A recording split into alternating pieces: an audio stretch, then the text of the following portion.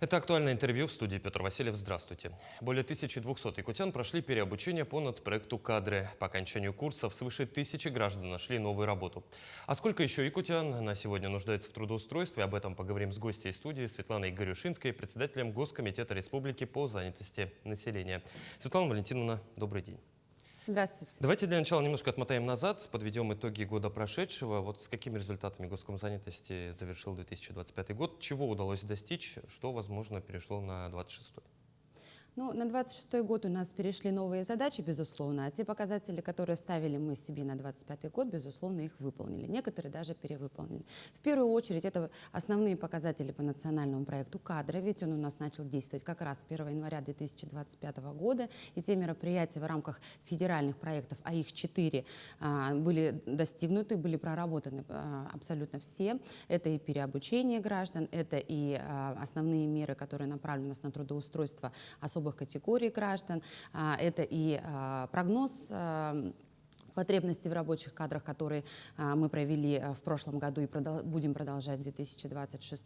И у нас федеральный проект «Человек труда» — это как раз популяризация лучших профессий.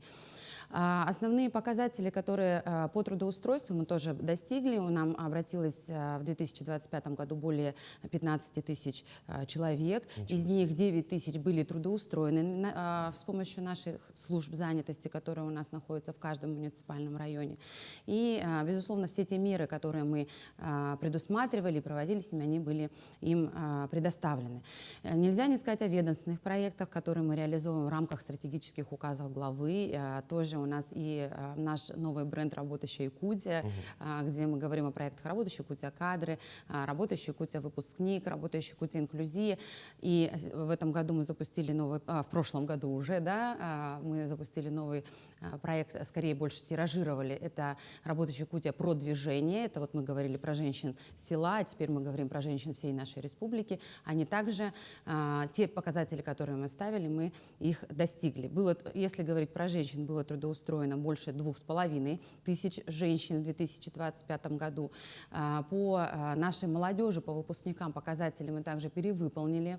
И если мы ставили трудоустройство 75% выпускников, то в 2025 году больше 80% все-таки нашли лучшее место для себя. По специальности? Или в смежности? В том числе и по специальности тоже. По отраслям, по специальности там немножко варьируется. Конечно, у нас лидеры — это здравоохранение. Все-таки у них подготовка кадров идет очень на высоком уровне. Это и отрасль образования, также педагоги, когда заканчивают, трудоустраиваются по специальности, там очень хорошо развита система наставничества в том числе, да, вот. В этом же проекте мы ставили себе показатели работы нашего молодежного кадрового центра, где охватили именно молодежным кадровым центром охватили более 50 тысяч, у нас прошло порядка 150 мероприятий, одно из них, вы тоже знаете, это наше достижение 2025 года, и наш проект «Работай в Якутии» стал лучшей практикой. Мы заняли 2-е место на всероссийском конкурсе лучших практик по трудоустройству молодежи в номинации «Регион Магнит». Лучшее вовлечение молодежной аудитории. Поэтому мы этим очень сильно гордимся. И то, что касается других проектов, это трудоустройство инвалидов. Нашей службе занятости трудоустроено 340 инвалидов. Категория достаточно серьезная, но тем не менее мы двигаемся к тому, чтобы найти новые механизмы их трудоустройства. Потихоньку развиваем разные формы работы. Дальше не могу не сказать про участников специальной военной операции. Эта категория для нас приоритетная. В 2025 году был основной упор сделан на то, чтобы сделать реестр рабочих мест. Мы создали реестр рабочих мест. Более 3200 рабочих мест на сегодняшний день ждут наших участников специальной военной операции. И при этом по трудоустройству здесь тоже показатели были не то что достигнуты, а мы стали в рейтинге среди субъектов на 16-м месте. Я думаю, для нас, для республики, это очень хорошее достижение. Всей страны? Да. Ничего себе. Да, поэтому сказать, что работа проводится эффективно, да. Действительно, в этом году мы работу продолжим, для нас это все равно приоритет, как был, так и остается. И здесь мы смотрим в сторону, опять же, профессионального обучения, дополнительного профессионального образования. Потому что ребята, когда приходят, не все возвращаются на рабочие места, и то, что мы им предлагаем вот как раз из нашего реестра, требует новых компетенций и получения новой профессии. Слушайте, ну фронт работ проделан, даже на мой взгляд, огромный, Светлана Валентиновна. Есть чем поздравить. Я вас поздравляю с высокими званиями, с достижениями. Хочу поговорить о тенденциях на рынке труда, которые произошли в году минувшем, позитивных изменений в том числе. Вот меня всегда интересует вопрос, что в долгосрочной перспективе можно отследить, как меняются запросы соискателей работы. Вот, допустим, когда началась пандемия 5 лет назад, все ушли в онлайн, все те или иные профессии осваивали вот там. Здесь сегодня, в 2025 году, как-то у нас поменялся вектор для молодежи на трудоустройство? Кем хотят быть? Кем хотят работать, самое главное? Вы знаете, особая тенденция среди молодежи, здесь идет усиление работы по профориентации. Сейчас, на самом деле, мы объединили свои усилия как с отраслевыми министерствами нашими, да, начиная с Министерства образования, которое проводит очень серьезную работу в школах, да, и также мы разработали комплексный план по профориентации. Он как раз был разработан у нас в прошлом году. В этом году мы сейчас его актуализируем, сейчас занимаемся итогами. Проанализировав итоги, мы усилим эту работу и как раз-таки направляем нашу молодежь, координируем ее на поступление как раз-таки в те направления, которые сейчас востребованы на рынке труда.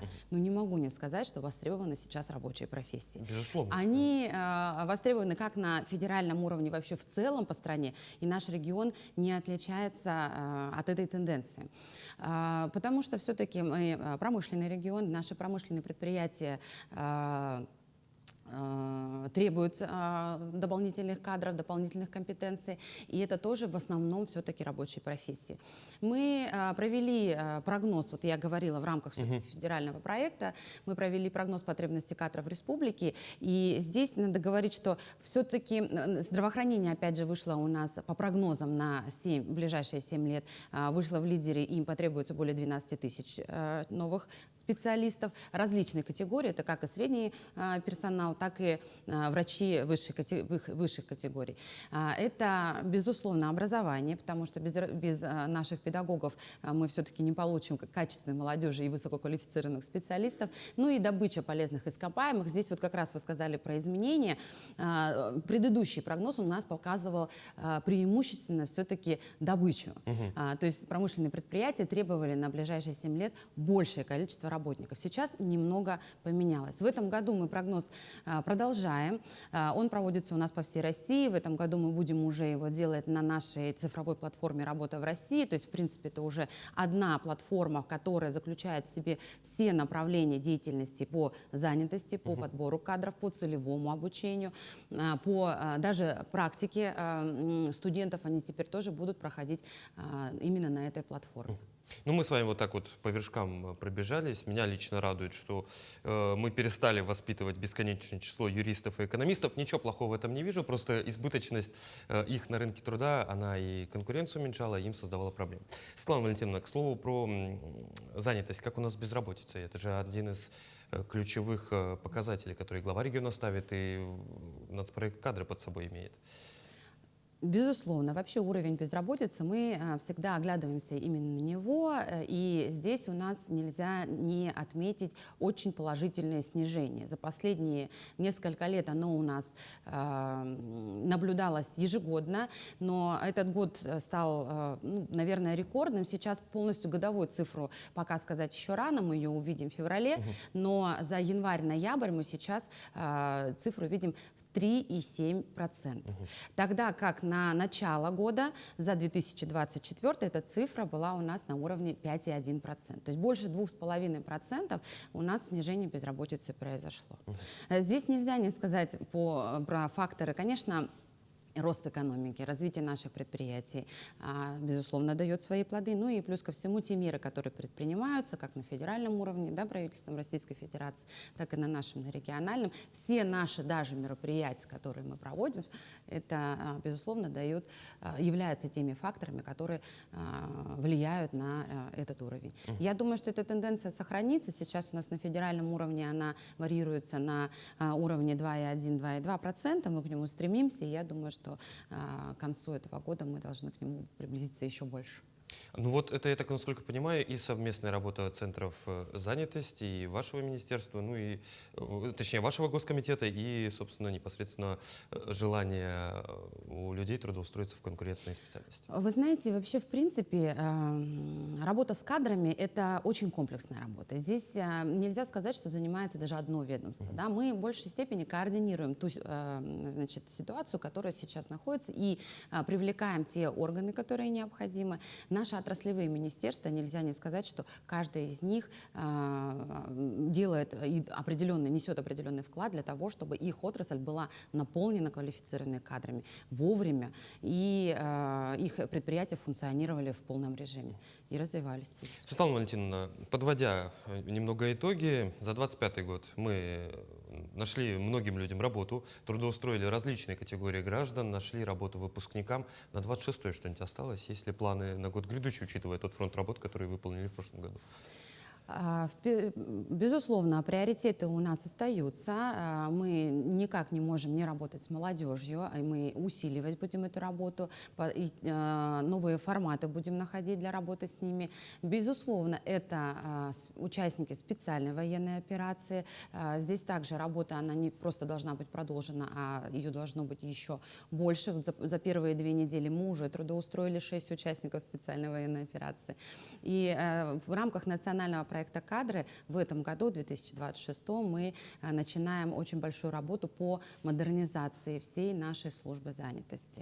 И это не только приведение к единому стилю, единому бренду, но мы меняем свою работу, мы, значит, совершенствуем те механизмы, которые есть, мы приводим на соответствие федеральным стандартам, и уже к концу года в ряде районов вы увидите современные кадровые центры, в которые будет очень интересно прийти и получить эффективную, квалифицированную помощь. Но суть от этих изменений у кадровых центров не поменяется, каждому по работе. Они будут более эффективны. Мы повысим свою эффективность. Ну что ж, Светлана Валентиновна, буду рад увидеться с вами еще раз, возможно, даже в конце года грядущего, обсудить, как эта самая эффективность повысилась. Я благодарю вас за интересную беседу. Спасибо, что пришли к нам в студию. Спасибо. Это было актуальное интервью. До встречи.